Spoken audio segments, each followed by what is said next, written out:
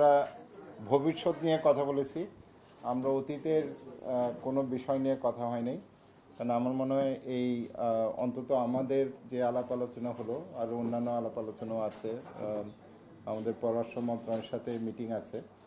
তো এখানে আমরা ভবিষ্যতের দিকে তাকিয়েছি এবং বাংলাদেশ এবং আমেরিকার যে সম্পর্ক আছে এটাকে আমরা কিভাবে আগামী দিনে এগিয়ে নিতে পারি, এবং সেখানে স্বাভাবিকভাবে যে বিষয়গুলিতে আমাদের অবস্থানগুলো অভিন্ন, যেমন জলবায়ু পরিবর্তন, এবং সেটার অভিঘাত মোকাবেলার ক্ষেত্রে বাংলাদেশ এবং আমেরিকা আরও কিভাবে কাজ করতে পারে, মূলত আমরা সেটা নিয়ে আলাপ করেছি। জলবায়ু অর্থায়নের যে বিষয়টা আছে সেখানে বিশেষ করে আমরা যেটা বলি যে মাল্টি ন্যাশনাল ডেভেলপমেন্ট ব্যাংক, যে এমডিবি, যেমন বিশ্ব ব্যাংক আছে, এডিবি আছে, তাদের আগামী দিনে তারা কিভাবে অর্থায়ন করবে জলবায়ুতে, এটা কিন্তু একটা বড় বিষয়।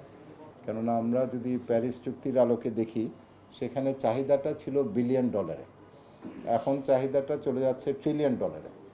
এখন এই ট্রিলিয়ন ডলার তো আর কোনো সরকারের কাছ থেকে আসবে না, এটা মূলত আসবে, আমরা যেটা বলি যে এই ধরনের যে ব্যাংকগুলো আছে, আর্থিক প্রতিষ্ঠানগুলো আছে, এবং বেসরকারি খাত, প্রাইভেট সেক্টর। তো আমেরিকার প্রাইভেট সেক্টরেরও এখানে বিভিন্ন বিষয়ে আমাদের বাংলাদেশে তাদের আগ্রহ আছে। যেমন তারা মিটিগেশনে আমাদের যে মুজিব ক্লাইমেট প্রসপারিটি প্ল্যান আছে সেটার কিছু অংশ আছে যেখানে তাদের আগ্রহ আছে, এবং আগামী দিনে এই বিষয়গুলো আমরা কিভাবে সামনের দিকে এগিয়ে নিয়ে যাব।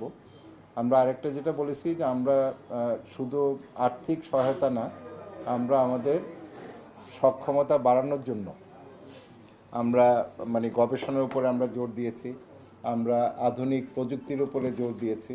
যেমন নাসার বেশ কিছু স্যাটেলাইট আছে, বর্তমানে এগুলো কয়েকটা দেশের তারা নানান ধরনের তথ্য দিচ্ছে, ইনফরমেশন দিচ্ছে। আগামীতে হয়তো তারা দক্ষিণ এশিয়াতেও সেই স্যাটেলাইটের তথ্যগুলো আমরা পেতে পারি। তো সেটা যখন হবে পর্যায়ক্রমে, সেখানে বাংলাদেশের বিষয়টাও তারা বিবেচনা করবে, এবং এটা হয়তো আমরা খুব কম মূল্যে বা হয়তো বিনামূল্যেও পেতে পারি। তো সেটার যে লাভটা আমাদের হবে, যে আমরা যদি বনের কথা বলি, কোন জায়গায় বন উজাড় হচ্ছে, বা আমরা যে সমুদ্র পৃষ্ঠের উচ্চতার কথা বলি, এটা আসলে কতটুকু বাড়ছে, এবং স্যাটেলাইটের মাধ্যমে এই তথ্যগুলো আমরা রিয়েল টাইম পাবো, অর্থাৎ এই মুহূর্তে যেটা ঘটছে আমরা সেটা পেতে পারি। সেটাও কিন্তু আমাদের জন্য অনেক বড় একটা বিষয়। তো আমরা এইভাবেই জলবায়ু পরিবর্তনের বিষয়টাকে বাংলাদেশ কিভাবে মোকাবেলা করবে, এবং এছাড়াও আমরা যেমন একটা মিথেন একটা প্ল্যাজ আমরা ওদের সাথে সই করেছি। আমরা স্মার্ট এগ্রিকালচারে তাদের সাথে আমাদের একটা কোঅলিশন আছে, প্ল্যাটফর্ম আছে। একই সাথে তাদের যে এজ নামে তাদের একটা প্রকল্প আছে, যেটা হচ্ছে enhancing development through green technology. কেননা বাংলাদেশ সরকারেরও একটা নীতি আমাদের পরিকল্পনা কমিশন থেকে অনুমোদন করেছে, সেটা হচ্ছে green and climate resilient development. অর্থাৎ আমাদের বর্তমানে আমাদের যে উন্নয়নের যে কৌশলগুলো আছে তার মধ্যে আমরা কিন্তু আমাদের এই গ্রিন সেক্টরকে আমরা জোর দেব, এটার উপর আমরা জোর দিচ্ছি। সুতরাং সেখানেও তারা সহযোগিতা করতে পারে।